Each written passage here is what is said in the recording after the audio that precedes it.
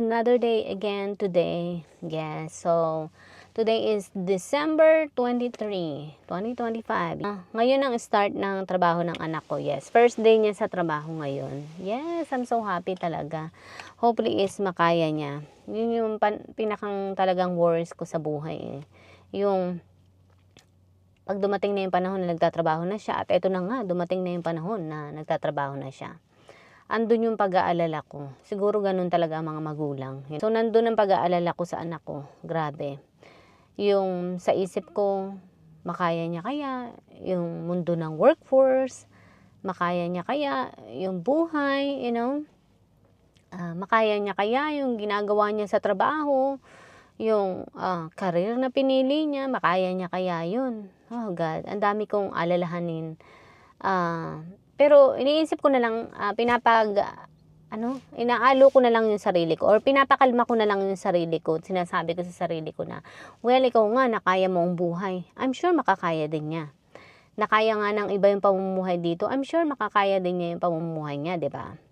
Kaya niya yan. Huwag ka lang masyadong mag-alala. So, ayun, maaga siyang nagising kanina. Narinig ko is parang 5 pa lang is may mga galawan na sa kusina. Yun, kasi naghahanda na siya ng breakfast. Tapos, pinakain na niya yung mga alaga naming hayop.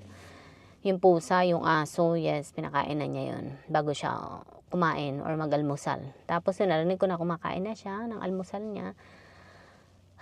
And, yun nga, sabi niya, Ma, ngayon may trabaho na ako. Sabi niya, excited na ako magkaroon uli ng sarili kong place, sarili kong bahay. Sabi niya gano'n. I understand, yes. Talaga namang masarap ang magkaroon ng sarili mong bahay, sarili mong apartment, yes, sarili mong place, sarili mong lugar. Kasi ang lagi kong sinasabi ko sa kanya, yun ang kagandahan kapag namumuhay ka ng sayo, namumuhay ka ng solo. You will create your own space, time, boundaries. You will create your life, you will follow your own regulations, your rules, your life, your rules, sabi ko sa kanya. Kasi mahirap makitira sa ibang tao. Sa akin, walang problema sa akin. Hindi naman mahirap makitira sa akin eh. Yun, pero syempre, basta, mahirap talaga. Kaya sabi ko sa kanya, with your own house, with your own life, you will create your own time. So, kasi pag nandito siya sa amin, medyo nasusuffocate siya sa amin na, lalo na kasi itong isa, parati na lang, meron siyang time na kailangan, parang yun, susundin namin yung time niya. Ayaw niya nun. So, pag day off ko, kagaya ko, ako nasusuffocate din ako kasi pag day off ko, hindi ko rin magawa yung mga bagay na gusto kong gawin sa buhay. Dahil, malalaman ko na lang biglaan na, pupunta kami sa ganito, pupunta kami sa ganyan, pupunta kami sa, halimbawa sa mga nanay niya, sa mga magulang niya.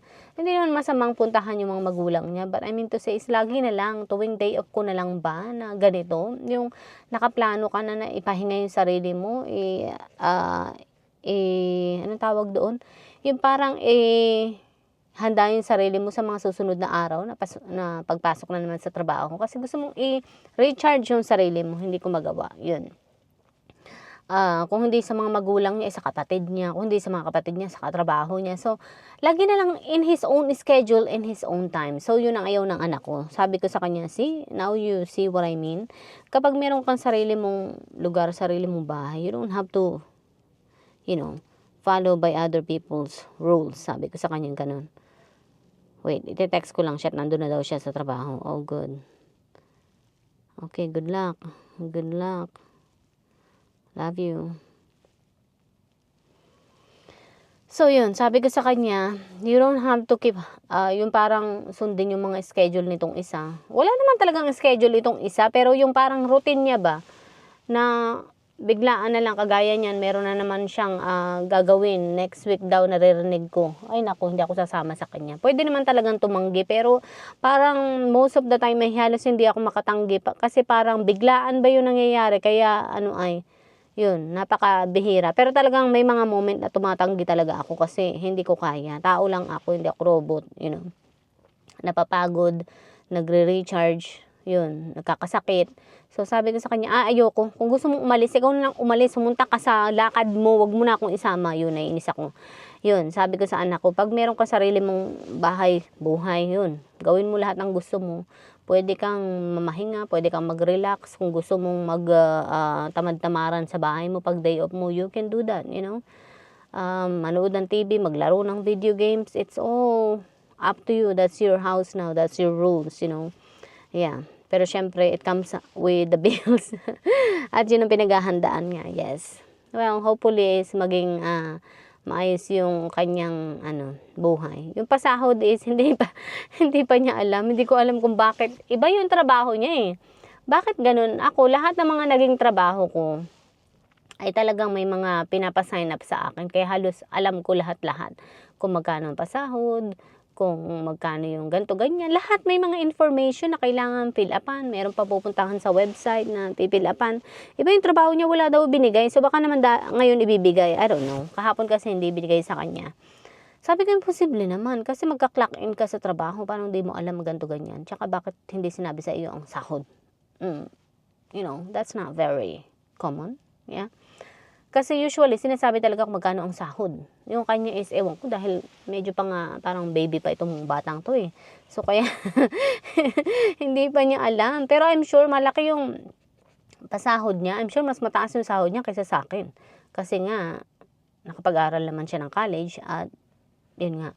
Basta, mas malaki yung pasahod niya, mas malaki ang pasahod nung ganun yung trabaho niya. Kaya, I don't think na, you know, hindi ko maintindihan is kung bakit hindi niya alam kung magkano pasahod niya. O baka nga later on malalaman niya today. Yun. Hindi ko alam kung ilang oras siya magtatrabaho ngayon. Parang 8 hours yata ngayon. Yun. And then tomorrow. And then, wait. Ano bang araw bukas? Wednesday. Ewan kung may pasok siya bukas. Baka meron. Basta ang sabi ay wala daw pasok siya sa Thursday. Baka sa Friday wala din. Yun. Tapos, maganda rin doon sa trabaho niya is wala siyang pasok ng Sabado-Linggo. Kaya talagang makaka-relax siya. And hopefully, makahanap na kami ng bahay niya. So, yun, excited na daw siya maghanap kami ng bahay niya. Yes, I know, I'm excited too. Sana yung makuha niyang bahay is malapit lang sa amin. Para naman pag day off niya, day off ko, yes, makapunta ako sa kanya, pagluluto ko siya ng pagkain. Yun, tutulong-tulungan ko siya dun sa bahay niya. Yes. Yan ang aking niisip and he don't mind. Sabi ko sa kanya, pwede ba akong pumunta sa inyo sa bahay mo kapag day off ko or day off mo? Sabi niya, walang problema. Sabi ko, magluluto tayo ng pagkain. Magkakaroon tayo ng food trip tayo sa bahay niyo. Sa bahay mo, sabi ko sa kanya. Sabi niya, wala daw problema. Okay. So, yun. Sana is maging maayos naman yung pagtatrabaho niya. Sana is, yun nga, maging matagumpay siya sa buhay niya. Yun. At sana ay makaya niya ang buhay, makaya niya yung mundo ng workforce, yung ginagawa niya sa trabaho niya, maging marunong pa rin sa buhay, kagaya ng mga itinuro ko sa kanya. Yun ang lagi kong panalangin sa kanya. So, yun, papasok na ako dahil 8:11 na. Alright. Ang pasok ngayon is talagang parang 6 hours lang yata ako ngayon kasi hanggang 2:30 lang ako ngayon. Yeah, I know. 2:30. And then off tomorrow. And then, sa 26 is ganun pa rin hanggang 2:30 pa rin. Yes. Alright. So, bye.